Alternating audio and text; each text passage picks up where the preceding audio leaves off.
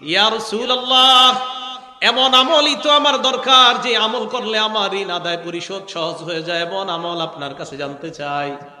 আবু দাউদ শরীফ 1555 নম্বর হাদিসের বর্ণনা।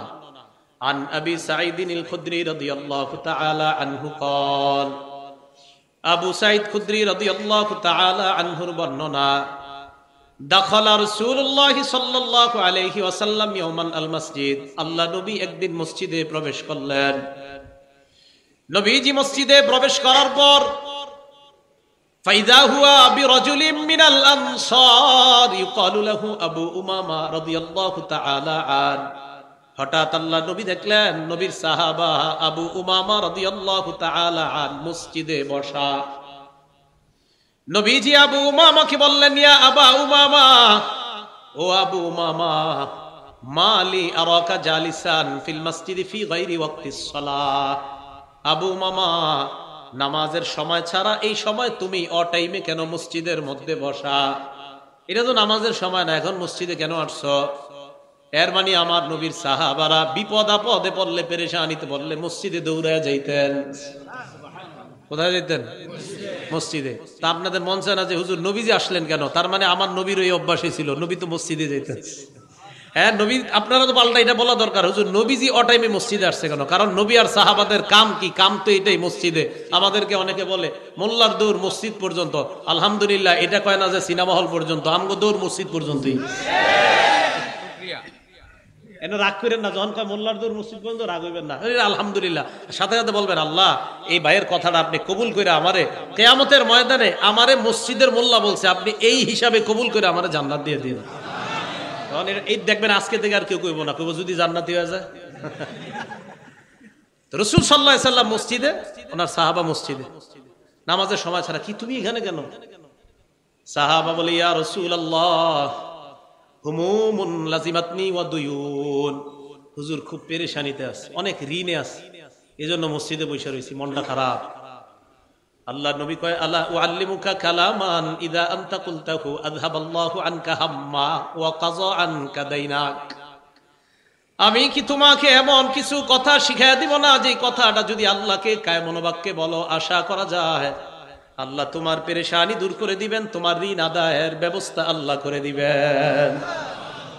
ইয়া রাসূলুল্লাহ, এমন আমলই তো আমার দরকার যে আমল করলে আমার ঋণ আদায় পরিশোধ সহজ হয়ে যায়, এমন আমল আপনার কাছে জানতে চাই। অনেকে ঋণ নিয়ে আবার ঋণ দিতে চায় না, ঠিক না? এটা আবার ঠিক না। বুখারীর বর্ণনা, ক্বালা রাসূলুল্লাহ সাল্লাল্লাহু আলাইহি ওয়াসাল্লাম, আল্লাহ নবী বলেন, মান আখাযা আমওয়ালান নাস ইউরিদু আদাআহা, কোন ব্যক্তি যদি অন্য কারো কাছ থেকে ঋণ নেয় এই নিয়তে, ইউরিদু আদাআহা, আমি তার থেকে ঋণ নিলাম, আদায় করে দিব, এটা আমার আশা, ওনার থেকে আমি ঋণ নিলাম, আমার নিয়ত আছে আমি দিয়ে দিব। নবীজি বলেন, আদাল্লাহু আনহু, এই যে আমি ওনার থেকে ঋণ নিলাম, আমার আশা যেই কোনো মূল্যে আমি তার ঋণ পরিশোধ করব। আল্লাহ নবী বলেন, আল্লাহ যেই কোনো মূল্যে তোমাকে ঋণ আদায়ের ব্যবস্থা করে দিবেন। এটা বিশ্বাস রাখেন। নবীজি বলছেন, কেউ যদি কারো কাছ থেকে এই নিয়তে ঋণ নেয় যে আল্লাহ আমি তার ঋণটা যেই কোনো ভাবে হোক দিব, রাসূল সাল্লাল্লাহু আলাইহি সাল্লাম বলেন, অবশ্যই আল্লাহ পাক রব্বুল আলামিন তাকে ঋণ পরিশোধের ব্যবস্থা করে দিবেন। এই বিশ্বাস রাখা। তো রাসূল আকরাম সাল্লাল্লাহু আলাইহি সাল্লাম কয়, আমি তোমাকে এমন বাক্য শিখাইয়া দেই যে বাক্যগুলা যখন তুমি বলবা, বলার পর আশা করা যায় আল্লাহ তোমার পেরেশানি দূর করে দিবেন, তোমার ঋণ আদায়ের ব্যবস্থা করে দিবেন।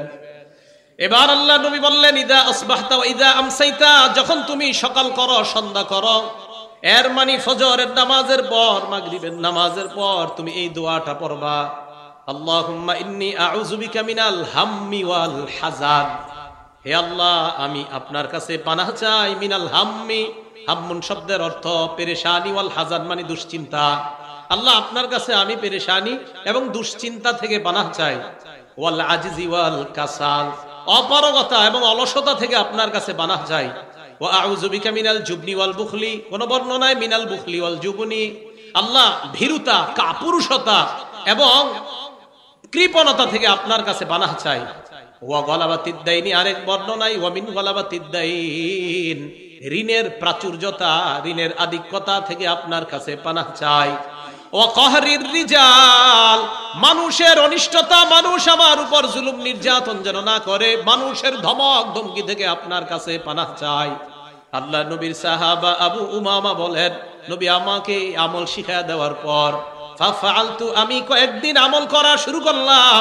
আযহাবাল্লাহু আন্নী হাম্মি, কিছুদিনের মধ্যে আল্লাহ আমার পেরেশানি দূর করে দিলেন। ওয়াকাযা আন্নী দাইনি, আল্লাহ আমার পক্ষ থেকে আমার ঋণ আদায়ের সুন্দর ব্যবস্থা করে দিলেন।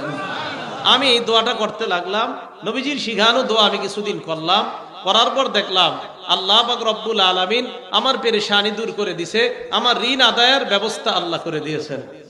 এখন আমরা যারা দোয়া করি, দোয়া করার সময় অনেকে বলি হুজুর দোয়া করি কবুল তো হয় না। কি করি? দোয়া করি কবুল হয় না, এই অভিযোগ আছে কিনা সবার? অনেকের আছে। আল আদাবুল মুফরাদ একটা কিতাব আছে, এই কিতাবের 710 নম্বর হাদিস, ক্বালা রাসূলুল্লাহ সাল্লাল্লাহু আলাইহি ওয়াসাল্লাম, আল্লাহ নবী বলেন, মা মিন মুসলিমিন ইয়াদউ, কোন মুসলমান যখন দোয়া করে দুইটা শর্তে। কয় শর্তে? কোন মুসলমান দুই শর্তে দোয়া করে। এক নাম্বার, লাইসা বিইসমিন, কোন গুনাহের দোয়া করা যাবে না। এখন সিনেমা হল চালু করার আগে দোয়া করে, আবার সিনেমার উদ্বোধন হবে, মহরত, শুভ মহরতের আগে দোয়া করে, হুজুর নিয়ে দোয়া করায়। কিসের উদ্বোধন? সিনেমা মহরতের উদ্বোধন। আরে নবী বলছেন দুই শর্তে দোয়া করা, এক গুনাহের দোয়া করা যাবে না। সারা দুনিয়াকে জানায়া দেন, 1 কোটিবারও যদি গুনাহের দোয়া করা হয় আল্লাহ এই দোয়া শুনবেই না, কবুলই করবে না। সিনেমার দোয়া করে, লাইসা বিইসমিন, 1 নাম্বার, গুনাহ করা যাবে না, গুনাহের কোন দোয়া এটা করা যাবে না। 2 নাম্বার, ওয়াকাতিয়াতি রহিম, আত্মীয়তার সম্পর্ক ছিন্ন করার দোয়া করা যাবে না। আল্লাহ আমার বোনকে যাতে আমি না দেখতে পারি, এই দোয়া করা যাবে না। আল্লাহ আমার বোন আমার কাছে সম্পত্তি পায়, ওরে তাড়াতাড়ি মারেন, এরকম দোয়া করা যাবে না। তাহলে দুইটা শর্ত, লাইসা বিইসমিন 1 নাম্বার, গুনাহের দোয়া করা যাবে না। 2 নাম্বার, ওয়াকাতিয়াতি রহিম, আত্মীয়তার সম্পর্ক ছিন্ন করার দোয়া করা যাবে না।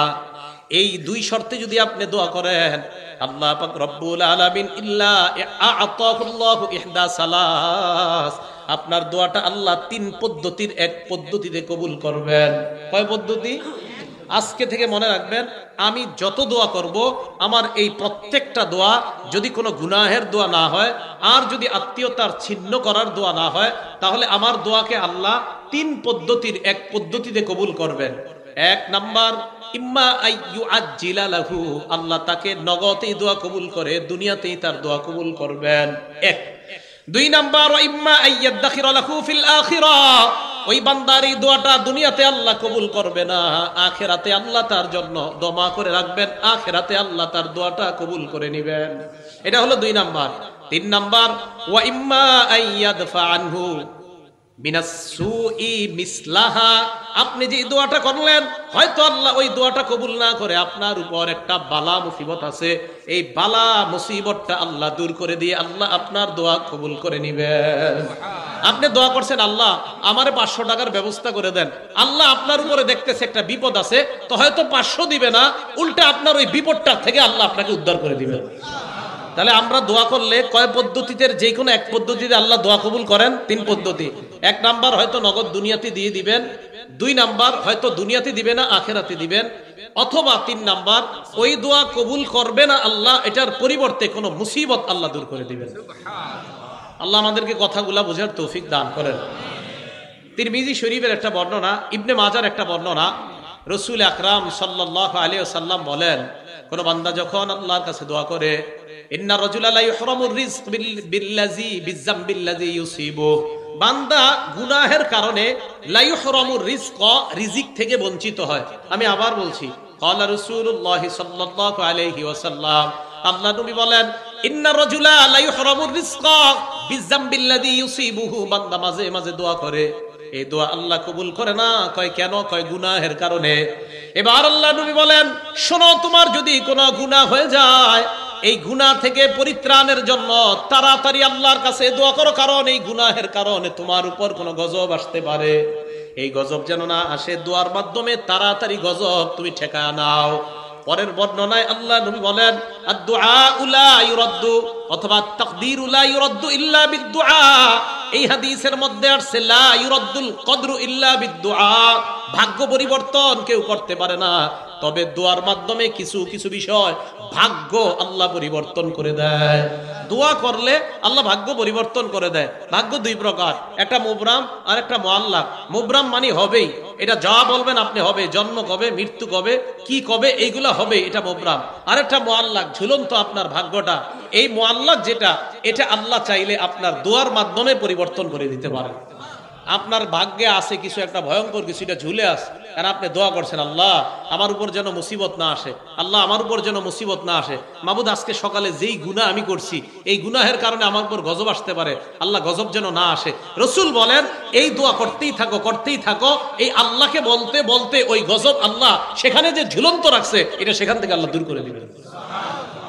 এই জন্য আল্লাহর কাছে দোয়ার মাধ্যমে ভাগ্য পরিবর্তন করে না। ইবনে মাজাহ 4022 নম্বর হাদিসের বর্ণনা তো আসছে যে রাসূল আকরাম সাল্লাল্লাহু আলাইহি সাল্লাম এইভাবে আমাদেরকে শিখিয়ে দিয়েছেন। আরেক বর্ণনা আসছে অনাগত, একটা হলো অনাগত গজব যেটা এখনো আসে নাই, এটার জন্য দোয়া করা। কিভাবে?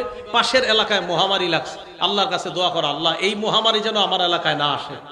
আরেকটা হলো গজব আইসা গেলে দোয়া করা। একটা হলো আসার আগে, আর একটা আইসা গেলে দোয়া করে এটাকে সরানোর চেষ্টা করা। তিরমিজি শরীফের বর্ণনা 3571 নম্বর হাদিসের মধ্যে আসছে, ক্বালা রাসূলুল্লাহ সাল্লাল্লাহু আলাইহি ওয়াসাল্লাম, আল্লাহর নবী বলেন মান ফুতিহা বিনকুম বাবুদ দুআ বাবুল মাসআলা। আমার আপনার আমাদের যদি কারো ভাগ্য এরকম হয়ে যায় যে আমরা খুব বেশি বেশি দোয়া করতে পারি, আবার বলছি নবীজি বলেন তোমাদের কারো ভাগ্য যদি এমন হয় যে নাকি বেশি বেশি আল্লাহর কাছে দোয়া করতে পারো, তোমাদের ভাগ্য যদি এমন হয়, আপনাদের মাঝে এক লোক খালি দোয়া করে আল্লাহ মাফ করে দেন, ফজরের পরেও দোয়া করে, মাগরিবের পরেও মসজিদের কোনায় বসে দোয়া করে, এশার পরেও দোয়া করে, জোহরের পরে এক কোনায় বসে আল্লাহর কাছে চোখের পানি ছাড়ে, নবীজি বলেন যে বেশি বেশি দোয়া করার অভ্যাস হয়ে যায়, ফুতিহা লাহু আবওয়াবুর রহমা, আল্লাহর রহমতের খাজানা তার জন্য খুলে দেওয়া হয়। তাহলে বেশি দোয়া করার যার অভ্যাস আছে, আল্লাহর রহমতের খাজানা তার জন্য খুলে যায়। এই জন্য মনে রাখবেন যে বেশি আল্লাহর কাছে দোয়া করতে পারে তার ভাগ্য বড় ভালো। খুব বেশি আল্লাহর কাছে দোয়া করা, আল্লাহ আমাদেরকে বেশি দোয়া করার তৌফিক দান করেন। তো রাসূল আকরাম সাল্লাল্লাহু আলাইহি সাল্লাম এই হাদিসের শেষের দিকে বলেন আদ-দুআ ইয়ানফাউ মিম্মা নাযালা ওয়া মিম্মা লাম ইয়ানজিল। যেই গজব নাজিল হয়েছে এই গজবেও দোয়া কার্যকারী, যেই গজব নাজিল হয় নাই ওই গজবেও দোয়া কার্যকারী। যেই গজব নাজিল হয়েছে এই গজবেও, এই গজবটা দূর করার জন্য দোয়া কার্যকারী, আর যেই গজব নাজিল হয় না এটা দূর করার জন্য দোয়া কার্যকারী। তাহলে গজব নাজিল হয় এটার জন্য দোয়া কার্যকরী, আর যদি গজব নাজিল না হয় এটা দূর করার জন্য দোয়া কার্যকারী। কিভাবে? গজব পাশের এলাকায় আসছে, আমার এলাকায় এখনো আসে নাই, আল্লাহ করোনা তো এই এলাকায় আছে, আল্লাহ এই এলাকায় যেন না আসে। খুব বেশি বেশি দোয়া করে আশা করা যায় এই গজব দূর করা যাবে। আরেকটা হলো এসে গেছে, এসে যাওয়ার পরও দোয়ার মাধ্যমে এই গজব দূর করা যায়, এটা হাদিস দ্বারা প্রমাণিত। মুসলিম শরীফের 2732 নম্বর হাদিস। এই জায়গায় আপনারা বৈশা যদি আরবের কারো জন্য দোয়া করেন, মনে করেন আপনার ভাই বিদেশ থাকে, আল্লাহ আপনি মাফ করে দেন, আল্লাহ কাশ্মীরের মুসলমানদেরকে হেফাজত করেন, আল্লাহ আরাকানের মুসলমানদেরকে হেফাজত করেন, এই দোয়া যদি আপনি করেন, মাবুদ যারা নির্যাতিত মুসলমান আলেম ওলামা তাদেরকে আপনি হেফাজত করেন, জুলুম থেকে আপনি বাঁচান, এই দোয়া যদি আপনি করেন। এবার হাদিস শুনেন, মুসলিম শরীফের 2732 নম্বর হাদিসের বর্ণনা, ক্বালা রাসূলুল্লাহ সাল্লাল্লাহু আলাইহি ওয়াসাল্লাম, আল্লাহ নবী বলেন কোন মুসলমান যখন দোয়া করে লি আখিহি বিজহরিল গায়ব, কোন মুসলমান যখন তার ভাইয়ের জন্য দোয়া করে আড়াল থেকে মানে ওই ভাই এখানে নাই তার জন্য যদি আমরা দোয়া করি, আমাদের মাজলুম কোন আলেম, মাজলুম মুসলমানরা কোথাও আছে, আমরা এখান থেকে তাদের জন্য দোয়া করলাম, নবীজি বলেন ইল্লা ক্বালাল মালাক, একজন ফেরেশতা বলে ওয়ালাকা বিমিসলিন, তুমি আমি দোয়া করলাম, আমার সাথে একবার বলেন হে আল্লাহ মাজলুম মুসলমানদেরকে হেফাজত করেন। এই মুহূর্তে ফেরেশতা আমাদের প্রত্যেককে বলছে তুমি যেই দোয়াটা করলা আল্লাহ যেন তোমাকে বিপদ আপদ থেকে হেফাজত করে। হ্যাঁ, এই মুহূর্তে ফেরেশতা বলছে, হ্যাঁ সত্যি বলছি, আমাকেও বলছে ওয়ালাকা বিমিসলিন, তুমি যেই দোয়া মাজলুমদের জন্য করলা আল্লাহ যেন তোমাকেও জুলুম থেকে হেফাজত করে। পরের বর্ণনা 2733 মুসলিম শরীফের আগের যে বর্ণনাটা, এটা পরের বর্ণনাটা আসছে, ক্বালা রাসূলুল্লাহ সাল্লাল্লাহু আলাইহি ওয়াসাল্লাম দাওয়াতুল মারইল মুসলিমি লিআখিহি বিজহরিল গায়ব মুস্তাজাবাহ, কোন মুসলমান যখন তার ভাইয়ের জন্য দূর থেকে দোয়া করে মুস্তাজাবাহ, দোয়াটা কবুল হয়েই যায়। না আমরা ওরকম দোয়া করতে পারছি না, মনে হয় যারা বিপদে আছে তাদের জন্য ওইভাবে দোয়া হচ্ছে না আমাদের। তাই তাদের দোয়াটা আল্লাহ কবুল করতেছে না, কারণ আমরা ওইভাবে করতে পারতেছি না, যেভাবে করা উচিত বলা উচিত ওইভাবে হচ্ছে না আমাদের দোয়াটা। কথা বুঝে আসে নাই? কারণ দোয়া করার সময় 1000 ক্যামেরা ফিট করে রাখে যে দোয়াটা কালকে পেপারে দিবে, বুঝেন নাই? ওই দোয়া কেমনে হইব, দোয়াকারী চিন্তা করবো আমার কিরম দেখা যায় দেখি, সামনে যারা আছে এরাও চিন্তা করবে, আজীব এক মাসালা হয়ে গেছে। দোয়া করবেন কেমনে আপনি? তো রাসূল আকরাম সাল্লাল্লাহু আলাইহি সাল্লাম বলেন, যারা আড়ালে আছে তাদের জন্য দোয়া করা, এই দোয়াটা কবুল হয়ে যায়। এই হাদিসে কি বলে দেখেন, মালাকুন মুয়াক্কালুন ইনদা রাসিহি, তার মাথার কাছে একজন নিযুক্ত ফেরেশতা থাকে। এই নিযুক্ত ফেরেশতা ওই ব্যক্তিকে ডাক দিয়ে বলে, ওয়ালাকা বিমিসলিন, তুমি যেই দোয়াটা করলা আল্লাহ যেন তোমার পক্ষেও এই দোয়াটা কবুল করে নেয়। মাথার কাছে একজন ফেরেশতা বৈশা বলে, ওয়ালাকা বিমিসলিন, তুমি যেই দোয়া করলা তোমার দোয়া যেন আল্লাহ কবুল করে নেয়। এই হাদিসের মধ্যে আরো আসছে, আমি আপনি যখন বলি আল্লাহ মাজলুম মুসলমানদেরকে হেফাজত করেন, একজন ফেরেশতা মাথার কাছে বৈশা বলে আমিন আমিন, ফেরেশতা বলে আমিন আমিন। মুসলিম শরীফের বর্ণনা। তাহলে আমরা আল্লাহর কাছে দোয়া করব, কারণ আমাদের দোয়া আল্লাহ কবুল করে, এটা আমাদের বিশ্বাস। বলেন তো দোয়া করলে কয় সূরাতে আল্লাহ দোয়াটা কবুল করতে পারেন? 3 সূরাতে। অদৃশ্য থেকে দোয়া করার শ্রেষ্ঠ দৃষ্টান্ত মুহাম্মদুর রাসূলুল্লাহ সাল্লাল্লাহু আলাইহি সাল্লাম একটা দোয়া করছে। এই দোয়াটা শুনেন, সহিহ ইবনে হিব্বান কিতাবের নাম 7111 নম্বর হাদিস। আম্মা জান আয়েশা সিদ্দিকা রাদিয়াল্লাহু তাআলা আনহা বলেন, লাম্মা রাআইতু মিনান নবী সাল্লাল্লাহু আলাইহি ওয়াসাল্লাম তিবা নাফসিন। মা বোনরা যারা আমার এই আলোচনাটা শুনতেছেন, আপনার স্বামীর সাথে এই আমলটা করবেন। আম্মা জান আয়েশা বলেন, আমি যখন আল্লাহর নবীর ভালো মুড দেখতাম, মুড বুঝেন তো, মুড মানে ভালো মুডে আছে নবীজি, খুব ফুরফুরে মেজাজ আছে নবী, সব সময় একটা ফিকিরে থাকতেন, উম্মতের ফিকির। কখনো রাসূলের চেহারা মোবারক লাল হয়ে যেত, রাগ হয়ে যেতেন, অন্যায় কিছু দেখলে নবীজি রাগ হয়ে যেতেন। তো আম্মা জান আয়েশা বলেন, কখনো যদি মুড ভালো দেখতাম, নবীজিরে বলতাম, আল্লাহ ইয়া রাসূলুল্লাহ, আপনি আল্লাহর কাছে আমার জন্য একটু দোয়া করেন। আমি নবীজিরে বলতাম, ইয়া রাসূলুল্লাহ, হে আল্লাহ রাসূল, আপনি আমার জন্য একটু আল্লাহর কাছে দোয়া করেন। তো নবীজি বলতেন, আয়েশা তোমার জন্য দোয়া করবো? কাহা বিবিরা যারা আছেন, আপনার স্বামীরে যখন ভালো মুডে দেখবেন তখন বলবেন যে আপনি একটু আমার জন্য এখন দোয়া করেন। আর আপনারা কি মুডে থাকবেন? রাত 2টা বাজে তো দুইজন টেলিভিশনের উপরে থাকেন, আর মুড কখন আসবে? এই মুডে থাকে না তো, মুড আসবে কখন? দোয়া। এখন কি দোয়া হবে নাকি? তো রাসূল আকরাম সাল্লাল্লাহু আলাইহি ওয়াসাল্লাম কি দোয়া করবো?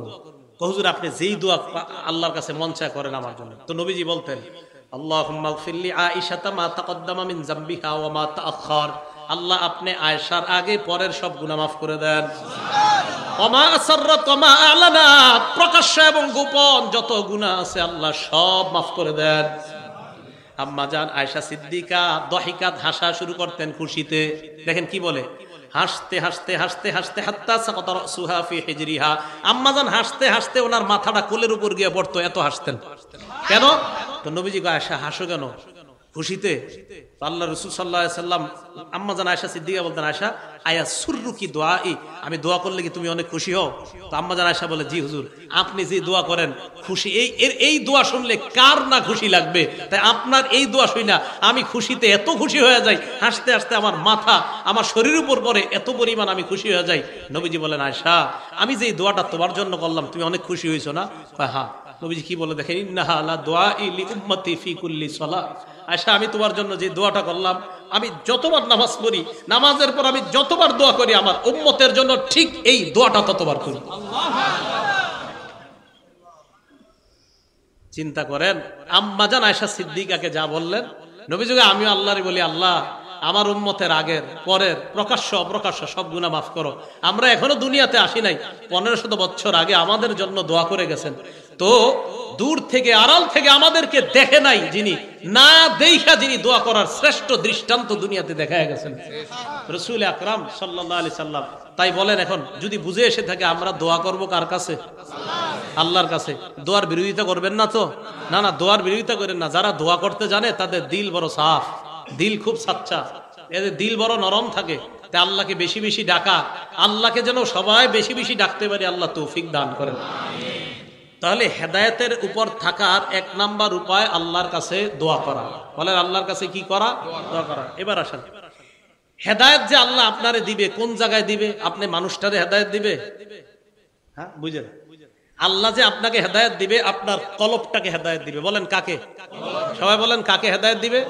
দলিল সূরা তাগাবুন 11 নম্বর আয়াত। আল্লাহ বলেন ওয়া মান ইউমিন বিল্লাহি ইয়াহদি কলবাহ, যে ব্যক্তি আল্লাহকে বিশ্বাস করে, আল্লাহর উপর বিশ্বাস রাখে, আল্লাহ তার কলবকে হেদায়েত দান করেন। বলেন আল্লাহ কাকে হেদায়েত দান করেন? কলবকে। ইবনে মাজার একটা বর্ণনা 3989 নম্বর হাদিস। ওমর ফারুক রাদিয়াল্লাহু তাআলা আনহু একদিন ঘর থেকে বের হইছে। বের হওয়ার পর খরাজা ইয়াওমান মিন বাইতিহি ইলা মসজিদি রাসূলিল্লাহ সাল্লাল্লাহু আলাইহি ওয়াসাল্লাম। ওমর ফারুক রাদিয়াল্লাহু তাআলা আন ঘর থেকে বের হয়ে আল্লাহর রাসূলের মসজিদের দিকে রওনা করলেন। মসজিদে যাওয়ার সময় ওয়াজাদা মুআজ ইবনে জাবাল রাদিয়াল্লাহু তাআলা আন কাঈদান ইনদা কবরিন নবী সাল্লাল্লাহু আলাইহি ওয়াসাল্লাম ইয়াবকি। হযরত ওমর হযরত মুআজ ইবনে জাবালকে দেখেন আল্লাহর রাসূলের কবরের পাশে বসে কান্নাকাটি করতেছে। ওমর ফারুক প্রশ্ন করলেন মা ইউবকিকা, কান্নাকাটি কেন করো? মুআজ জবাব দিলেন ইউবকিনি শাইউন সামিআতুহু মির রাসূলিল্লাহি সাল্লাল্লাহু আলাইহি ওয়াসাল্লাম, আমাকে একটা বিষয় কাঁদাচ্ছে, যে বিষয়টা আমি আল্লাহর রাসূলের কাছ থেকে নিজ কানে শুনছি। তো ওমর ফারুক কয় কি শুনছো? তো জি একটা কথা নবীজির মুখে শুনছি, এই কথাটা মনে বললে খালি আমি কান্না করি। আপনারা জানতে মন চায়নি কথাটা কি? দেখেন আমগো মাঝেও আছে। ওমর ইবনুল খাত্তাব বলেন কি কথা বলো? মুআজ ইবনে জাবাল বলেন আল্লাহ রাসূল বলছেন ইন্না ইয়াসীরার রিয়াই শিরকুন, সামান্যতম রিয়া করাও শিরিক, সামান্যতম লোক দেখানো আমল করাও শিরিক। সামান্যতম লোক দেখানো আমল করাও কি শিরিক। এই যে আল্লামা লিখে দিয়েছেন আপনারা, এই জায়গায় কি লিখে দিয়েছেন? হ্যাঁ, আল্লাহর কসম আমি খুশি হই নাই। এটা কেন লেখছেন? আল্লামা যে লেখছেন, আল্লামা বুঝেন কারে কয়? হ্যাঁ, মনে করেন 2-4টা হাদিস মুখস্থ বলতে পারি দিকে আমি আল্লামা। অনেকে আবার লেখে হাফিজুল হাদিস। হাফিজুল হাদিসের একটা সংজ্ঞা আছে তো, যেই পরিমাণ হাদিস মুখস্থ থাকলে হাফিজুল হাদিস বলা হয়, ওই পরিমাণ হাদিস আমার মুখস্থ নাই। তা আমার কেন হাফিজুল হাদিস লেখেন? এই আল্লামা লিখবেন না। আপনাদের এই লেখাতে আমি খুশি হইনি। আল্লামা লিখবেন না। যার সাথে মোবাইলে কথা বলেন ও বারবার বলে আল্লামা লেখা নিষেধ, হয়তো এই জায়গায় বলা হয় নাই। আল্লামা লিখেন না। আল্লামার একটা ওয়েট আছে, একটা ওজন আছে। বলতেছেন হুজুর আপনি খুব বিনয় দেখাচ্ছেন, ঘোড়ার ডিম দেখাইতেছে। আল্লামা এটা না লেখা বিনয় না। আল্লামা ও এত ঘোড়ার ডিমের ব্যাপার। আল্লামা কারে লেখেন? আল্লামা আমি তো বুঝি না কি লেখছেন এটা। আল্লামা মানে মন চাইলে লিখে দিচ্ছেন আল্লামা। আল্লামারা সামনে আসে না, আল্লামারা নির্বিধিতে আড়ালে আছে, জায়গায় জায়গায় আছে। এদেরকে চিনবেন না, বুঝবেন না। এদেরকে খুঁজে খুঁজে ওলামা একরাম চিনে নেয় জায়গায় জায়গায়। আল্লামা যেখানে সেখানে আল্লাহর হস্তে লাগাই দিয়েন না। ইন্না ইয়াসীরা রিয়াই শিরকুন, সামান্য লোক দেখানো আমল করা শিরিক। এই সমস্ত হাদিস আমাদেরকে বিভিন্ন শব্দ লিখতে বাধা দেয়। রাসূল আকরাম সাল্লাল্লাহু আলাইহি সাল্লাম বললেন ইন্না ইয়াসীরা রিয়াই শিরকুন, সামান্য রিয়া শিরিক, লোক দেখানো কিছু করা শিরিক। এখন আমি বয়ান করতেছি, মনে যদি একটু আসে বয়ানটা জানি কেমন হইতেছে, লোকেরা কেমন বলে, বা শিরিক, হাসা কথা, শিরিক হয়ে গেছে। ইন্না ইয়াসীরা রিয়াই শিরকুন, ইবাদত একমাত্র আল্লাহর জন্য করবেন। বলেন একমাত্র কার জন্য? আল্লাহর জন্য। ইবাদত সামান্য অংশ কাউকে দেখানোর জন্য করা যাবে না। তো রাসূল সাল্লাল্লাহু আলাইহি সাল্লাম এরপর বলেন ইন্নাল্লাহা ইউহিব্বুল আতকিয়া আল আবরার আল আখফিয়া, অথবা আল আবরার আল আতকিয়া আল আখফিয়া। নবীজি বলেন নিশ্চয় আল্লাহ ভালোবাসেন আল আবরার পুণ্যবান, আল আতকিয়া মুত্তাকি, আল আখফিয়া যারা মানুষের থেকে নিজেদেরকে আড়াল রাখে, মানুষের থেকে নিজেদেরকে আড়াল রাখে। প্রকৃত আল্লামা যারা, তাদেরকে চিনবেন না, জানবেন না। মানুষের থেকে নিজেদেরকে আড়াল রাখে, নিজেদেরকে আড়াল রাখে, কিন্তু আমার আপনার জানা নাই আল্লাহ তাদেরকে ভালোবাসে। নবীজি বলেন তারা কারা জানুনি? আল্লাযীনা ইযা গাবু লাম ইফতাকাদু, যারা সমাজ থেকে 2-4 দিন যদি তারা না থাকে, কেউ তাদের খোঁজও নেয় না। 3-4 দিন এলাকায় নাই, পাইতেছেন না, আরে এই লোকটা চা খায়, কই? কেউ খোঁজ নেয় না, 3-4 দিন নাই, খোঁজ নেয় না। নবীজি কয় জানো না, যার খোঁজ তোমরা নেও না, ওরে আল্লাহ কি পরিমাণ ভালোবাসে। ওয়াইদা হাদারু লাম ইউদআউ, ওই লোকটা যদি কোনো মজলিসের মধ্যে আসে, কেউ তারে কাছেও ডাকে না, বসে থাকে পিছনে। আবার ডাকলেও লাম ইউকরাবু বা লাম ইউরাফু, তাকে চেনে না এমন ভাব ধরে, কে তুমি, কোন জায়গায় আছো, কই থাকো, চিনে না, ভাব ধরে না, মানে এরে গনে না মজলিসে, না থাকলে কেউ খোঁজে না, আসলে কাছেও ডাকে না। আল্লাহ নবী কয়, এরে যে আল্লাহ ভালোবাসে তুমি জানো না? এই লোকটাকে আল্লাহ ভালোবাসে। তাহলে এমন মানুষ আমাদের সমাজে আছে যে আমি আপনি আমরা জানি না, এমন মানুষ আছে। রাসূল আকরাম সাল্লাল্লাহু আলাইহি ওয়াসাল্লাম বলেন, কুলুবুহুম মাসাবিহুল হুদা, তাদের কলবগুলা হলো হেদায়েতের বাতি। এদের কলবগুলা হেদায়েতের বাতি, এই বাতি দিয়ে আপনাদের মাহফিল আলোকিত হয়েছে। রাসূল আকরাম সাল্লাল্লাহু আলাইহি ওয়াসাল্লাম বলেন, ওই যে যারা হারিয়ে গেলে খোঁজো না, কাছে আসলে ডাকো না, এদের কলবগুলা হেদায়েতের বাতি, এদের কারণে এলাকা আল্লাহ টিকায় রাখে। তাহলে বলেন হেদায়েতের জায়গা কোথায়? কলব। আল্লাহ কলবকে হেদায়েত দান করে, সেটা বুঝাইতে চাইলাম আমি। এই জন্য রাসূল আকরাম সাল্লাল্লাহু আলাইহি সাল্লাম আল্লাহরে বলতেন, আল্লাহুম্মা ইন্নী আসআলুকা রাহমাতান তাহদি বিহা কলবি, হে আল্লাহ আমি আপনার কাছে এমন দয়া চাই যেই দয়ার মাধ্যমে আপনি আমার কলব হেদায়েত দিয়ে দেন। তাহলে বলেন আমার সাথে, ওলামারা ছাড়া অন্য যারা সাধারণ আছেন তারা আমার সাথে বাংলাটা বলেন, বলেন হে আল্লাহ আপনার কাছে এমন রহমত চাই যেই রহমতের কারণে, যেই রহমতের মাধ্যমে, যেই রহমত দিয়ে আমার কলবকে হেদায়েত দান করেন। এই কথাটা বেশি বেশি আল্লাহরে বলবেন, ইনশাআল্লাহ হেদায়েতের উপর রেখেই আল্লাহ আপনার মৃত্যু দান করবেন। এটা একটা। আরেকটা সূরা ইউসুফের আয়াতটা যদি পড়তে পারেন, গালেবান 101 বা 111 নম্বর আয়াত, 101ই হবে মনে হয় বা 111 সম্ভবত, সূরা ইউসুফের। ফাতিরাস সামাওয়াতি ওয়াল আরদ আনতা ওয়ালিয়্যি ফিদ দুনিয়া ওয়াল আখিরাহ তাওয়াফফানি মুসলিমান ওয়া আলহিকনি বিস সালিহিন। হে আসমান জমিনের সৃষ্টিকর্তা, ফাতিরাস সামাওয়াতি ওয়াল আরদ তাওয়াফফানি মুসলিমা, আল্লাহ তুমি আমাকে মুসলমান অবস্থায় মৃত্যু দিয়ে দিও, ওয়া আলহিকনি বিস সালিহিন, নেককার মানুষের সাথে আমাকে তুমি মিলা দিও। ইউসুফ নবী বাদশা ছিলেন, নবী ছিলেন, এরপরে আল্লাহর কাছে দোয়া করতেন, আল্লাহ তাওয়াফফানি মুসলিমা। নবী নবী কয় আল্লাহরে তাওয়াফফানি মুসলিমা, বাদশা আল্লাহরে কয়, বাদশা আবার নবী, খাদ্যমন্ত্রী আবার নবী, আবার উনি আল্লাহরে কয়, একজন নবী আল্লাহরে কয় তাওয়াফফানি মুসলিমা, আল্লাহ আপনি আমারে মুসলমান অবস্থায় মৃত্যু দেন। কে বলছে? একজন নবী। তা আমি আপনি কি বলা উচিত আল্লাহকে? এই জন্য আল্লাহর কাছে খুব বেশি বেশি বলা। আমি যার কাছে বুখারী শরীফ পড়ছি, আল্লামা আবু জাফর আল কাসিমি দামাত বরকাতুহুল আলিয়া, হযরতে আব্দুল্লাহপুর, বর্তমান আব্দুল্লাহপুর মাদ্রাসার শেখুল হাদিস, হযরতের মুখে শুনছি, এইটা যদি কেউ নিয়মিত পড়তে পারে ইনশাআল্লাহ আশা করা যায় আল্লাহ যদি তার এই দোয়াটা কবুল করেই নেই, আশা করা যায় হেদায়েত দিয়ে মুসলমান অবস্থায় তার মৃত্যু দিবে আল্লাহ। তো রাসূল আকরাম সাল্লাল্লাহু আলাইহি সাল্লাম আল্লাহরে বললেন, আল্লাহ এমন হেদায়েত আপনার কাছে চাই যার মাধ্যমে আপনি আমার দিলকে হেদায়েত দিবেন, এমন রহমত চাই যার মাধ্যমে আপনি আমার দিলকে হেদায়েত দিবেন। এবার আশ্চর্য একটা হাদিস শোনেন রাসূল আকরাম সাল্লাল্লাহু আলাইহি সাল্লামের, এই দুই আঙ্গুলের দিকে তাকান, সাল্লাল্লাহু আলাইহি সাল্লাম। মুসলিম শরীফের 2654 নম্বর হাদিস, আমাদের মাদ্রাসার পাঠ্যপুস্তক অনুসারে মোট হাদিস সংখ্যা হবে 3033টা। এই হাদিসের মধ্যে আসছে, ক্বালা রাসূলুল্লাহ সাল্লাল্লাহু আলাইহি ওয়াসাল্লাম, ইন্না কুলুবা বানি আদামা কুল্লাহা বাইনা ইসবাইনি মিন আসাবির রহমান। মাঝে মাঝে নিজেরা ট্রাই করবেন। এখন যার যে নিচে এইভাবে দুই আঙ্গুল দিয়ে, এই দুই আঙ্গুলের দিকে একটু তাকান, দেখেন আমার অনুবাদটা শোনেন আর আঙ্গুলের দিকে তাকান। রাসূল সাল্লাল্লাহু আলাইহি সাল্লাম বলছেন, শোনো উম্মত, পুরা দুনিয়ার সমস্ত কলবগুলা আল্লাহর এই দুই আঙ্গুলের মাঝে কাকলবিন ওয়াহিদিন, একটা কলবের মতো, মানে এট এ টাইম একই মুহূর্তে সারা দুনিয়ার কোটি কোটি কলবগুলা আল্লাহ একই মুহূর্তে একই সময় দেখতে পায়। এই দেখতেছি আমি আরিফ বিন হাবিবের কলব দেখতেছি, আপনাদের কলব এক সময় আল্লাহ দেখতেছেন। মাঝে মাঝে চিন্তা করবেন যে আল্লাহ ইন্না লিল্লাহ, সর্বনাশ মাবুদ, তুমি তো আমার কলব এখন দেখতেছো। রাসূল আকরাম সাল্লাল্লাহু আলাইহি সাল্লাম এভাবে বলেন, দুই আঙ্গুলের মাঝে পুরা দুনিয়ার কলবগুলো একটার মতো।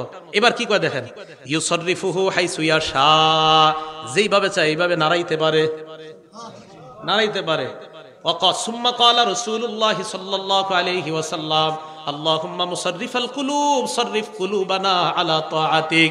নবী আল্লাহকে বলতেন, হে আল্লাহ কলবের পরিবর্তনকারী আল্লাহ, কলবকে ঘুরানো ফিরানো আল্লাহ, যিনি কলবকে ঘুরিয়ে দেন ফিরিয়ে দেন, যিনি কলবকে লালান, যিনি কলবকে এদিক সেদিক করেন। নবীজি কি কয়, আল্লাহ আপনি তো কলব ঘুরান, আমাদের কলবটা ঘুরিয়ে ফিরিয়ে আপনার ইবাদতের দিকে নিয়ে যান। এখন আপনারা এই জায়গায় অনেকে আছেন, কলব আমেরিকা, কলব জাপান। রাসূল সাল্লাল্লাহু আলাইহি ওয়াসাল্লাম বলছে আল্লাহ কলবটা আপনিই ঘুরান, আমাদের কলবগুলা ঘুরে আপনার ইবাদতের দিকে নিয়ে যান। এই জন্য এই দুই আঙ্গুলের মাঝে মাঝে মাঝে তাকায় চিন্তা করবেন, রাস্তায় হাঁটতেছেন যে আল্লাহ আপনার দুই আঙ্গুলের মাঝে পুরা দুনিয়ার কলব, মাবুদ আমার কলবও তো আপনার এইখানে, কলব নাকি আপনি এইভাবে নাড়ান ঘুরান ফেরান, আল্লাহ আমারটা ঘুরিয়ে ফিরে আপনার ইবাদতের দিকে রাখেন। তাহলে আল্লাহর কাছে এইভাবে দোয়া করা। আর রাসূল সাল্লাল্লাহু আলাইহি ওয়াসাল্লাম আরেকটা দোয়া করতেন হেদায়েতের উপর থাকা, ইয়া মুকাল্লিবাল কুলুব সাব্বিত কলবি আলা দীনিক, হে অন্তরের পরিবর্তনকারী। বলেন তো কলব, কলব মানে যা বারবার পরিবর্তন হয়, এর এটার নাম কলব। কলব, কলব মানে পরিবর্তন হয়, কলব মানে পরিবর্তন হয়, এটার নাম কলব। এই জন্য এটা কখনো আমেরিকা কখনো জাপান, ওই যে পরিবর্তন হয় খালি, এই জন্য এটার নাম কলব। কলব এটা আরবি শব্দ, এই আরবিটার অর্থ হলো বারবার যে পরিবর্তন হয়, কলব বারবার পরিবর্তন হয়। এই কলব যেন পরিবর্তন হয়ে গুনাহের দিকে না যায়, তাই একজন আল্লাহওয়ালার সাথে সম্পর্ক রাখা যেন কলব ঠিক থাকে।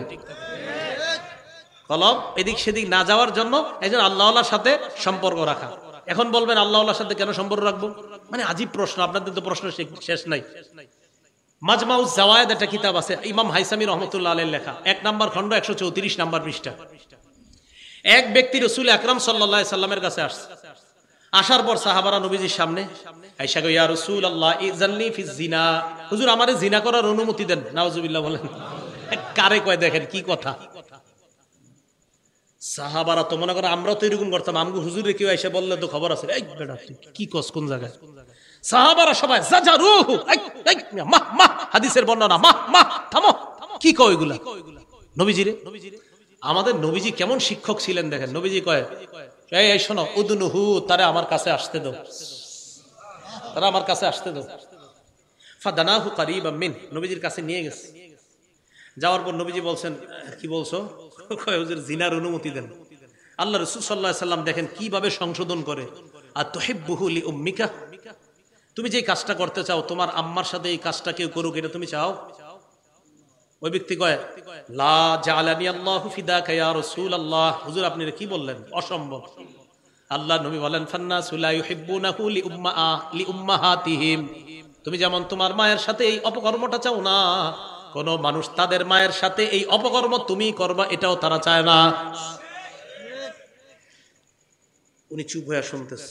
আর তুহিব্বুহু লিইবনাতিক, তুমি কি তোমার মেয়ের সাথে অপকর্ম কেউ করো এটা পছন্দ করো? ওই ব্যক্তি জবাব দেয়, লা জাআলানি আল্লাহু ফিদাকা ইয়া রাসূলুল্লাহ, না হুজুর এটা অসম্ভব। আল্লাহ নবী বললেন, ফান্নাসু লা ইউহিব্বুনাহু লিযালিক, মানুষ এটা পছন্দ করে না যেই কারণে তুমি পছন্দ করো না। ফান্নাসু লা ইউহিব্বুনাহু লিবানাতিহিম, তাদের মেয়েদের সাথে এমন অপকর্ম তুমি করবা কোন বাবা এটা পছন্দ করবে না। আতুহিব্বুহু লিউখতিকা, তোমার বোনের সাথে অপকর্ম তুমি পছন্দ করবা কিনা?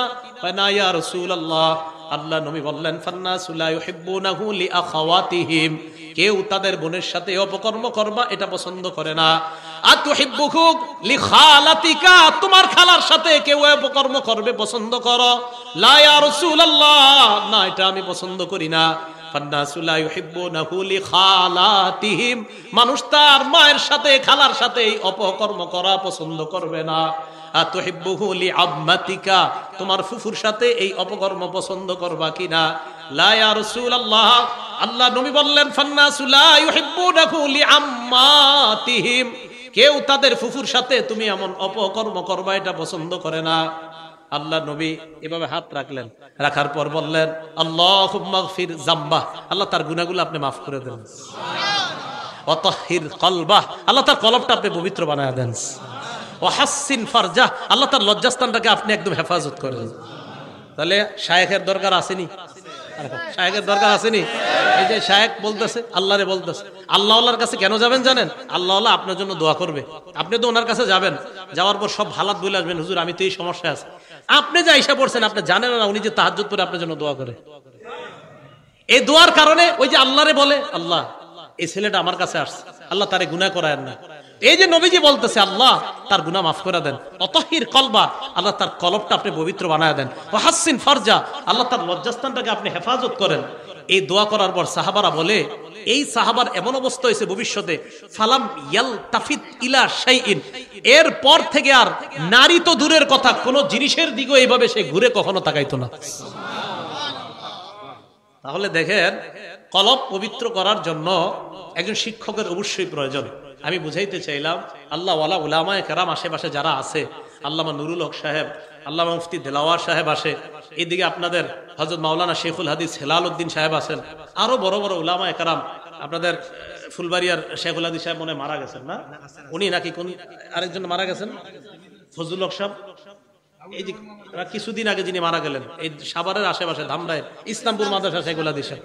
তো যাই হোক, বড় বড় উলামায়ে কেরাম যারা, তাদের সাথে কেন সম্পর্ক রাখবেন? আল্লাহ ওয়ালাদের সাথে যাদের সম্পর্ক, ওনারা আপনার কলবকে এমন ভাবে সংশোধনের কাজ করবে যে আপনার মাথায়ও আসবে না, এত সুন্দরভাবে কাজ করবে। তো বুঝাইতে চাইলাম কলবটার মধ্যেই হেদায়েত দেয় আল্লাহ, এটা হেদায়েতের জায়গা, তা এটা সাফ করার জন্য একজন শিক্ষকের প্রয়োজন, এটা বুঝাইতে চাইলাম। আল্লাহ আমাদের সকলকে যেন কলবের ভিতর হেদায়েতের নূর ঢুকায় দেয়, আল্লাহ তৌফিক দান করেন। তাহলে বলেন হেদায়েতের জায়গা কই? কলব। আল্লাহর কাছে দোয়া করব হেদায়েতের, আল্লাহ হেদায়েত দেয় কলবকে, কারণ হেদায়েতের জায়গা কলব। শুধু হেদায়েতের জায়গা যে কলব এমন না, ঈমান যেই জায়গায় আল্লাহ ফিট করে দেয় এই জায়গাটার নামও কলব। সুবহানাল্লাহ। দলিল সূরা মুজাদালার 22 নম্বর আয়াত, দেখেন আল্লাহ কি বলে, উলাইকা কাতাবা ফি কুলুবিহিমুল ঈমান, তাদের অন্তরের মধ্যে আল্লাহ ঈমান লিপিবদ্ধ করে দিয়েছেন। অন্তরে আল্লাহ ঈমান লিপিবদ্ধ করে দিয়েছেন, কলবের মধ্যে আল্লাহ ঈমান লিপিবদ্ধ করে দিয়েছেন। শুধু তাই নয়, এই কলব কেন হেদায়েতের নূর ঢুকানো দরকার? কারণ কলবের মধ্যে আল্লাহ কোরআন রাখে। কি রাখে? কি কোরআন যে কলবে থাকে না জানেন না? কেমনে জানবেন? কইবেন যে দলিল আছে কিনা। এই বর্তমান যুগে আবার খুব ভয়ঙ্কর সময় চলতেছে, কথায় কথায় জিগায় দলিল কি, উত্তেজি শিখছে এই প্রশ্ন আল্লাহ জানে। তো এই জন্য ইদানিং দলিলের উপরে খুব লাগছি, যেহেতু কথায় কথা দলিল, এখন আবার সুর পাল্টাই লইতেছে দলিল দেওয়া শুরু করাতে। কি দেওয়া শুরু করাতে? হ্যাঁ, দলিল দেওয়া শুরু করাতে এখন সুর অন্যদিকে গেছে ওনাদের, এখন এটা আর কয় না। কেন কয় না ভবিষ্যতে বলবো কোনো একদিন, কেন বলে না। তো দলিল দেওয়া শুরু করার পরে আলহামদুলিল্লাহ এখন আর এটা বলে না। এরকম দলিল আমি শুধু দেই না, আমাদের হাজার হাজার এমন ছাত্র আছে দলিল দেওয়ার মতো, আসে না। যখন আসা শুরু হবে তখন তো দলিলের বন্যা বয়ে যাবে।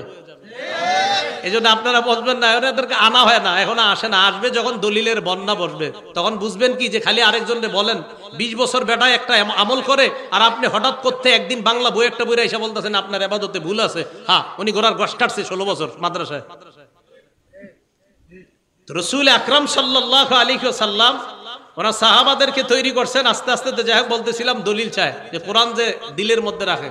সূরা বাকারাতে আল্লাহ বলেন, ইহুদি খ্রিস্টানরা, ইহুদিরা বিশেষ করে বলে, মান কানা আদুওয়াল লিজিবরিলা, নবী আপনি বলেন যারা বলে জিবরিল হলো তাদের শত্রু, ফাইন্নাহু নাযালাহু আলা কলবিকা, আপনি বলেন জিবরিল আমিন আল্লাহর হুকুমে, ফাইন্নাহু নাযালাহু আলা কলবিকা বিইজনিল্লাহ, আল্লাহর হুকুমে জিবরিল আমিন কোরআনটা আপনার কলবের মধ্যে রেখে দেন। তাহলে কোরআন কোথায় রাখে? কোরআন কোথায় রাখে? হেদায়েত কোথায় রাখে? এই জন্য হেদায়েতের নূর দ্বারা কলব সাফ করা, যেন এখানে কোরআন থাকে, এখানে ঈমান থাকে। বুঝাইতে চাইলাম হেদায়েতের জায়গা কলব। তাই আল্লাহর কাছে যখন দোয়া করব, এইভাবে দোয়া করা, আল্লাহ আপনি এমন রহমত দান করেন যেই রহমতের মাধ্যমে আমার কলবকে আপনি হেদায়েত দান করেন। এখন কলবের মধ্যে যদি হেদায়েত ঢুইকা যায়, লাভ কি? এটার লাভ হলো হিংসা, বিদ্বেষ, অহংকার সহ যত রোগ আছে এই রোগগুলা বের হয়ে যাবে কলবে যদি হেদায়েতের আলো স্থান পেয়ে যায়। মুসলিম শরীফের 2564 নম্বর হাদিসের বর্ণনা, ক্বালা রাসূলুল্লাহ সাল্লাল্লাহু আলাইহি ওয়াসাল্লাম, আল্লাহ নবী বলেন, লা তাহাসাদু, তোমরা পরস্পর হিংসা করবা না, ওয়ালা তানাজাসু, তোমরা পরস্পর ধোঁকাবাজি করবা না, ওয়ালা তাবাগাজু, তোমরা পরস্পর বিদ্বেষ পোষণ করবা না, ওয়ালা তাদাবারু, তোমরা একে অপরের ক্ষতি করার জন্য আড়ালে শত্রুতা করবা না, ওয়ালা ইয়াবি বাদুকুম আলা বাই'i বাদিন, একে অপরের ক্রয় বিক্রয় করার সময় তোমরা অন্য কেউ গিয়ে ক্রয় বিক্রয় করবা না। ভাই সোয়েটারটা কত? 500 টাকা। 450 টাকা দিবেন? জি দিব। আপনি উল্টা গিয়ে বললেন আমি 520 টাকা দিব, আমারে দেন। নিষেধ, এটা নবীজি নিষেধ করছেন। আমাদের দুইজনের লেনদেন চুক্তি পুরা শেষ, এখন উনি আমারে দিবে, প্যাকেট করা বাকি। ইতিমধ্যে আপনি এসে বলছেন, দেখতেছেন যে আমি 450 টাকা পাইয়া যাচ্ছি, আপনি এসে বললেন ভাই আমি 520 টাকা দিব। উনি চিন্তা করে দেখে 70 টাকা লাভ আপনার কাছ থেকে। আমারে কয় কি বাজারটা একটু ঘুরে আসেন। কি ঘুরে আসেন ভাই, একটু বাজার ঘুরে আসেন, আপনার দিতেছি আমি। মানে এটা হেরে দিয়া দেয়, পরে ডুপ্লিকেট একটা ধরাই দিবে। রাসূল সাল্লাল্লাহু আলাইহি ওয়াসাল্লাম এটা নিষেধ করছে। আমাদের সমাজে আরেকটা হয়, এটাও নিষেধ। বিসমিল্লাহ। ওয়ালা ইয়াখতিব আহাদু আল্লাহুম্মা লাকাল হামদু ওয়া লাকাশ শুকরু ওয়ালা ইয়াখতিব আহাদুকুম আলা খিতবাতি আখিহি। রাসূল আকরাম সাল্লাল্লাহু আলাইহি সাল্লাম বলেন, তোমাদের কেউ বিবাহের প্রস্তাব দেওয়ার পর এই বিয়ের প্রস্তাবের উপর আবার প্রস্তাব না দাও। একজনের মেয়ের সাথে আরেকটা ছেলের বিয়ে মোটামুটি পাকাপাকি হয়ে গেছে, বিয়ে ঠিক ইনশাআল্লাহ বিয়ে হয়ে যাবে। আগামী শুক্রবারে বৈঠক বসবে যে কবে বিয়ের তারিখটা ঠিক করা যায়। বৃহস্পতিবারে এক ঘটক গিয়া মেয়ের বাপেরে কয়, শুনলাম আগামীকাল নাকি আপনার মেয়ের বিয়ের তারিখ ঠিক হবে। কয় হ্যাঁ ঠিকই তো শুনছেন। ছেলে কি করে? কয় ছেলে তো মসজিদের ইমাম। আর যাই হোক, বেতন কত? 15,000 টাকা।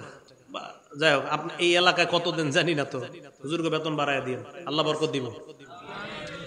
তো এটা বলার পরে 15,000 টাকা, হ্যাঁ আমি তো ইতালি থেকে একটা ছেলে আনছি প্রস্তাব, বেতন 14 লাখ। এখন মেয়ের বাপের অবস্থাটা কি হবে? রাসূল সাল্লাল্লাহু আলাইহি সাল্লাম বলেন, লা ইয়াখতিব আহাদুকুম আলা খিতবাতি আখি। বিয়ের প্রস্তাব দিছে একজন, আলোচনা চলতেছে, তোমরা উপর দিয়ে গিয়ে প্রস্তাব দিও না। সমাজে এগুলা হচ্ছে। রাসূল আকরাম সাল্লাল্লাহু আলাইহি সাল্লাম এগুলা নিষেধ করলেন। করার পর নবীজি বলেন, ওয়া কুনু ইবাদাল্লাহি ইখওয়ানা, তোমরা ভাই ভাই হয়ে যাও। এরপর নবী বলেন, আল মুসলিমু আখুল মুসলিম, মুসলমান মুসলমানের ভাই, লা ইয়াজলিমুহু, ভাই ভাইকে জুলুম করতে পারে না, ওয়ালা ইয়াখজুলুহু, ভাই ভাইকে লাঞ্ছিত করতে পারে না, ওয়ালা ইয়াহকিরুহু, ভাই ভাইকে তুচ্ছ তাচ্ছিল্য করতে পারে না। নবীজি হাদিসের শেষে বলেন, বিহাসবি ইমরিইম মিনাশ শাররি আন ইয়াহকিরা আখাহুল মুসলিম, কোন মানুষ খারাপ হওয়ার জন্য এতটুকুই যথেষ্ট, সে আরেকজন মুসলমান ভাইকে অন্যের সামনে তুচ্ছ তাচ্ছিল্য করা। আমি খারাপ হওয়ার জন্য এতটুকুই যথেষ্ট, আমি আমার এই ভাইকে অন্য কারো সামনে তুচ্ছ তাচ্ছিল্য করলাম, আমি খারাপ হওয়ার জন্য এতটুকুই যথেষ্ট। তাহলে কোন মুসলমানের ভাইয়ের সম্মানহানি আমরা করব না। এই হাদিস পুরোটা কেন শোনাইলাম এখন দেখেন। রাসূল বলে, আত্তাকওয়া হা হুনা, আত্তাকওয়া হা হুনা। আল্লাহ নবী বলেন, আত্তাকওয়া হা হুনা, এই শোনো শোনো, এখানে তাকওয়া, এখানে তাকওয়া মানে কলবে তাকওয়া, কলবে তাকওয়া। এই তাকওয়াটা কলবে ঢুকতে হবে। তাই বললাম, হেদায়েতের নূর যখন এখানে চলে আসবে, কোরআনের নূর, হেদায়েতের নূর, তাকওয়া সহ, ঈমানের নূর সহ সমস্ত নূর আল্লাহ এই কলবের মধ্যে ঢুকায় দেবে। এখান থেকে হেদায়েতের জন্য আল্লাহর কাছে দোয়া করা, আল্লাহ আমার কলবকে হেদায়েত দান করেন। এই জন্য ইমাম মুআবিয়া রাদিয়াল্লাহু তাআলা আনহুর ব্যাপারে রাসূল আকরাম সাল্লাল্লাহু আলাইহি সাল্লাম খুব দোয়া করতেন, আল্লাহুম্মা জাআলহু হাদিয়া মাহদিয়া ওয়াহদিবি, আল্লাহ তাকে আপনি হেদায়েত দানকারী, অন্য মানুষকে যেন হেদায়েতের দাওয়াত দিয়ে সে একজন মানুষের হেদায়েতের জরিয়া হতে পারে এমন বানান, তাকেও আপনি মাহদি বানায়া দেন, হেদায়েত প্রাপ্ত বানায়া দেন, তার মাধ্যমে অন্যের হেদায়েত দেন।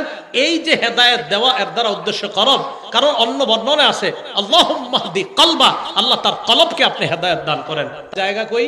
কলব। এই জন্য রাসূল আকরাম সাল্লাল্লাহু আলাইহি সাল্লাম সহিহ বুখারীর 52 নম্বর হাদিসের মধ্যে বলেন, ক্বালা রাসূলুল্লাহ সাল্লাল্লাহু আলাইহি ওয়াসাল্লাম, আল্লাহ নবী বলেন, আলা ইন্না ফিল জাসাদি মুদগাতান, শোনো তোমরা দেহের মধ্যে একটা গোশতের টুকরা আছে, মাংসপিণ্ড আছে, ইদা সালাহাত সালাহাল জাসাদু কুল্লু, কোন কোন রিওয়ায়াতে আনছেন সলুহাত সলুহাল জাসাদু কুল্লু, আমার তাকিকে সালাহাতটাই বেশি মনে হচ্ছে ভালো। সালাহাত সালাহাল জাসাদু কুল্লু, যদি এই গোশতের টুকরাটা শুদ্ধ হয়ে যায়, সালাহাল জাসাদু কুল্লু, তাহলে পুরা শরীরটা সুস্থ হয়ে যায়। ওয়া ইদা ফাসাদাত ফাসাদাল জাসাদু কুল্লু, আর যদি গোশতের টুকরাটা নষ্ট হয়ে যায়, তাহলে পুরা শরীরটাই নষ্ট হয়ে যায়। বলেন টুকরা কয়টা? ভালো হয় কয় টুকরাই, আবার খারাপ হয় কয়টা? মানে আলাদা একটা না একটাই, মানে ভালো হয় ওই একটাই, খারাপও হয় ওই একটা। নবীজি বলে, আলা ওয়াহিয়াল কলব, শোনো এটা হলো কলব, এটা হলো কলব। কলব, আল্লাহ আমাদের সকলকে, আল্লাহ আপনি আমাদের কলবগুলোকে হেদায়েত দান করেন। তো বুঝাইতে চাইলাম, কলব হেদায়েত দান, এই জন্য আল্লাহর কাছে খুব বেশি দোয়া করব। আর এই হেদায়েতটা যেন আমার কলবের মধ্যে বসে যায়, তাই কোনো আল্লাহ ওয়ালার কাছ থেকে আমরা সবক গ্রহণ করব, আল্লাহ ওয়ালার দরবারে যাব, আল্লাহ ওয়ালার কাছে গিয়ে আমাদের হালাত বলবো, আমাদের নিজেদের জীবনের বিভিন্ন গুনাহ যেটা আমরা অন্যের কাছে বলতে পারি না বা গুনাহ ছাড়তে পারি না, এইগুলা কোনো আল্লাহ ওয়ালার কাছে গিয়ে বলা।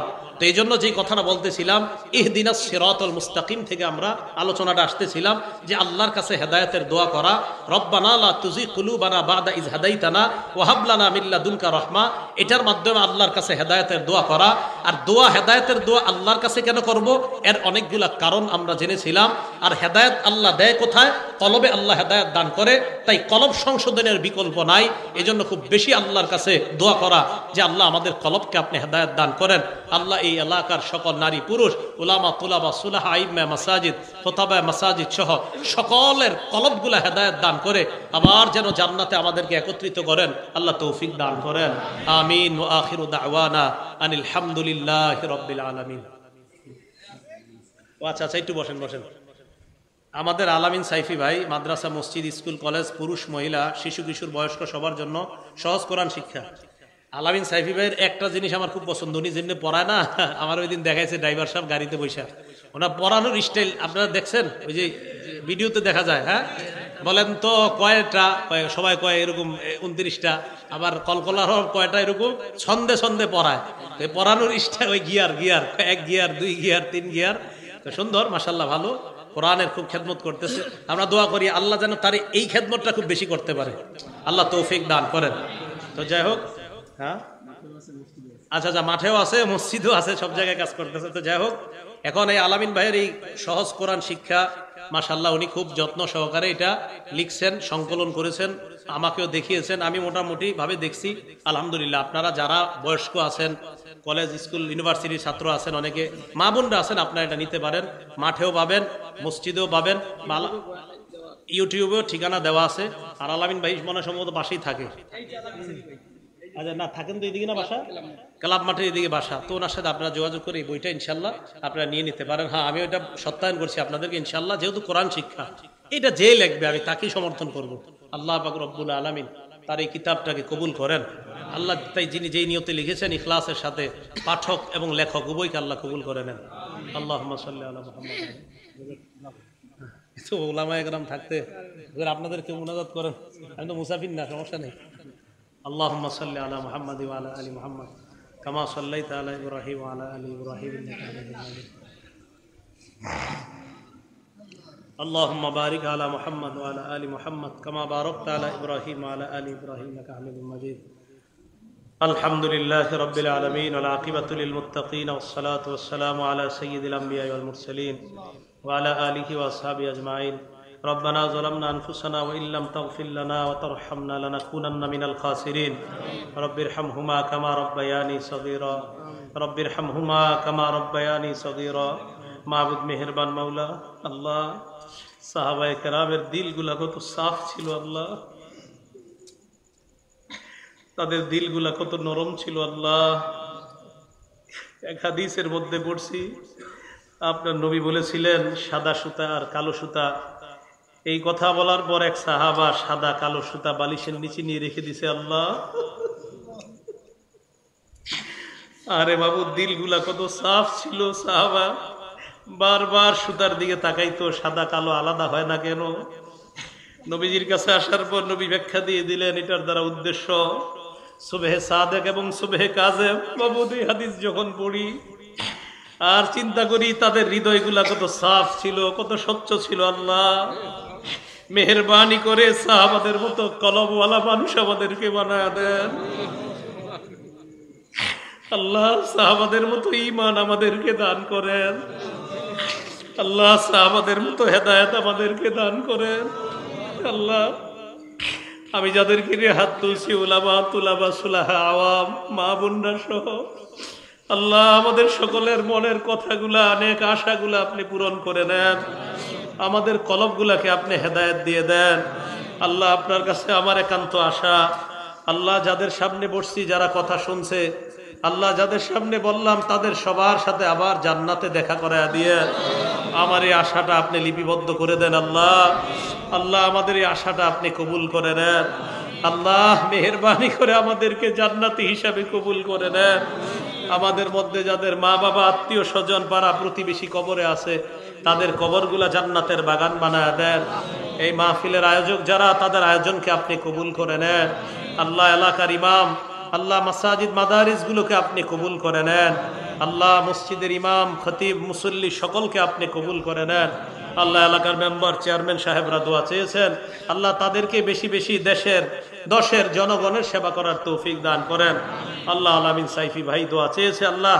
আল্লাহ তার লিখিত কোরআনের ভূমিকা হিসাবে যে কিতাবটা লেখছে আল্লাহ, কোরআন শিক্ষার জন্য যেন সহজ হয়ে যায় আল্লাহ। মেহেরবানি করে পুরা পৃথিবীর জন্য এই কিতাব আপনি কবুল করে নেন আল্লাহ। আমাদের দোয়া আপনি কবুল করেন আল্লাহ বড় বড় আলেমরা হাত তুলছে মাওলা, মেহেরবানি করে তাদের হাতের দিকে তাকায় আমাদের দোয়া কবুল করেন। আল্লাহ হাদিসের ওই ভাষা, আল্লাহ কিছু মানুষ যাদেরকে আমরা আল্লাহ হারিয়ে গেলে খুঁজি না, কাছে আসলে ডাকি না, এই জায়গায় তারাও আছে আল্লাহ। ওই কলমওয়ালা মানুষগুলোর দিকে তাকায় আমাদের দোয়া কবুল করে নেন আল্লাহ, আমাদের দোয়া কবুল করে নেন আল্লাহ। আমার আগে যারা আলোচনা করেছে নিঃসন্দেহে আমার চেয়ে ভালো দামি দামি কথা বলছে আল্লাহ। আল্লাহ মেহেরবানি করে তাদের কথাগুলোর সাথে আমার কথাও কেউ কবুল করে নিয়েন আল্লাহ। আমাদের দোয়া আপনি কবুল করে নেন আল্লাহ। যা বললাম যা শুনলাম সবাই যেন আমল করতে পারি তৌফিক দান করেন আল্লাহ। আমাদেরকে হেদায়েত দান করেন আল্লাহ, আমাদেরকে হেদায়েত দান করেন আল্লাহ, আমাদেরকে হেদায়েত দান করেন আল্লাহ। যারা ঋণী তাদের ঋণ পরিশোধের ব্যবস্থা করে দেন আল্লাহ মেহেরবানি করে আল্লাহ। আল্লাহ রফিক ভাই আল্লাহ, ওনার জন্য দোয়া চাওয়া হয়েছে আল্লাহ, তার সব নেক আশাগুলো আপনি পুরা করেন, দুনিয়ার সমস্ত বালা মুসিবত থেকে তাকে আপনি হেফাজত করেন আল্লাহ। মেহেরবানি করে ইসলাম প্রিয় মুসলমান তাওহীদি জনতা আল্লাহ, তাদের সকলকে বিপদ আপদ থেকে আপনি হেফাজত করেন আল্লাহ। যারা মাজলুম তাদেরকে আপনি হেফাজত করেন আল্লাহ। যারা নির্যাতিত অবস্থা আছে তাদেরকে হেফাজত করেন আল্লাহ। আমাদের এই দেশটা সমস্ত বিপদ আপদ থেকে হেফাজত করেন আল্লাহ। দেশের খনি আল্লাহ মেহেরবানি করে গ্যাস বিদ্যুৎ আল্লাহ, এই নিয়ামত থেকে আমাদেরকে আপনি বঞ্চিত করেন না। মেহেরবানি করে আল্লাহ এই নিয়ামত আমাদেরকে আপনি ভরপুর দান করেন আল্লাহ। আল্লাহ খতিব সাহেব, রাকিব সাহেব আল্লাহ মেহেরবানি করে তাকেও আপনি কবুল করে নেন আল্লাহ। উলামায়ে কেরাম সকলকে আপনি কবুল করে নেন। আল্লাহুম্মা সাল্লি ওয়া সাল্লিম ওয়া বারিক আলা মুহাম্মদ। সুবহান রাব্বিকা রাব্বিল ইজ্জাতি আম্মা ইয়াসিফুন ওয়া সালামুন আলাল মুরসালিন। আলহামদুলিল্লাহি রাব্বিল আলামিন।